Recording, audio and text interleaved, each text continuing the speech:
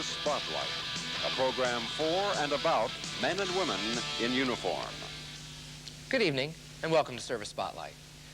Childhood can be a beautiful time of learning, growing, and discovering. But discovering many household items can be a painful and even fatal experience. For that reason, the National Safety Council has designated this week as Poison Prevention Week. It says that more than half of all the reported poisonings involve children ages 5 and under. According to the Council, the best prevention is awareness. Being aware of your child's abilities to open bottles and containers and keeping dangerous substances out of their reach. In the event of an accidental poisoning, contact the nearest hospital emergency room as soon as possible and have the poison container in hand when you call so you can describe exactly what your child has swallowed. If Uncle Sam was nice enough to send you your income tax refund check, 3 banking agencies are going to make it easier for you to get your money. American Express, Chase Manhattan, and First National Bank of Fort Sam Houston will now accept passports, a signed Social Security card, a power of attorney, or a stateside or use of a driver's license, as well as your spouse's ID card to verify signatures on an income tax check. If you just want to deposit your joint check into a joint account, that's even easier. Just write "for deposit only" on the back of the check. No signature is necessary. The Navy will be saving the government some money by refitting the Battleship Iowa and returning it to service. ABC's Cynthia Landry reports that while the Iowa will be a fully modernized warship, it'll still retain its ties with the past.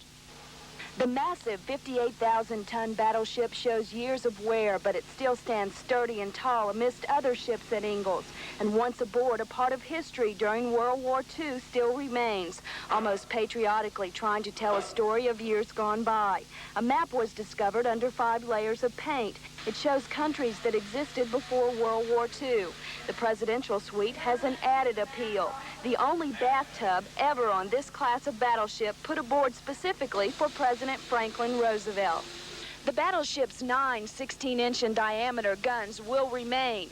These guns are capable of shooting a shell that weighs over 2,000 pounds, approximately 26 miles.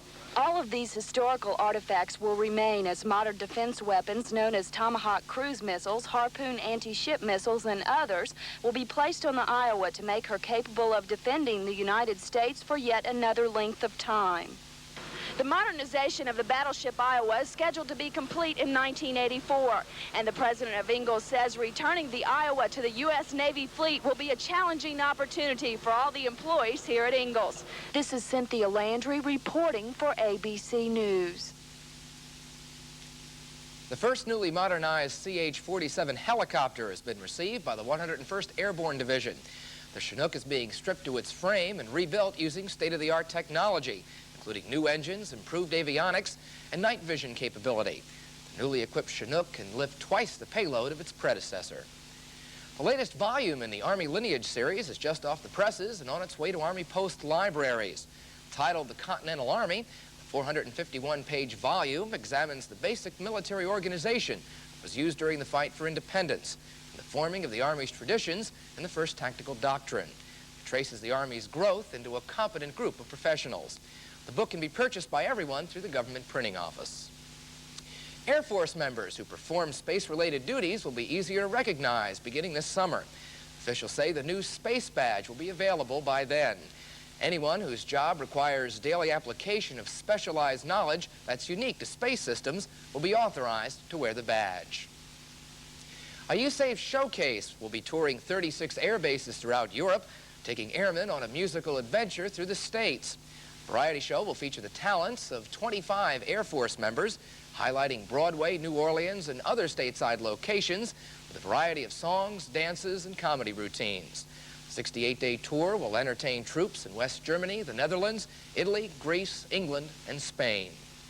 And finally, a reminder that temporary lodging will be almost non-existent at Rhein-Main Air Base from the 1st of May through August the 1st. This shortage will be caused by the closing of the Ramstein runway for repairs, with much of the air traffic being rerouted through Rhein-Main. Also, the Rhein-Main Hotel cafeteria will be undergoing remodeling during the same period, causing some disruption in mess availability. Officials at the airbase are hoping to compensate by extending the hours at the open mess. And that's Service Spotlight for this week. I'm PFC Stan Kosmosky. Have a great week.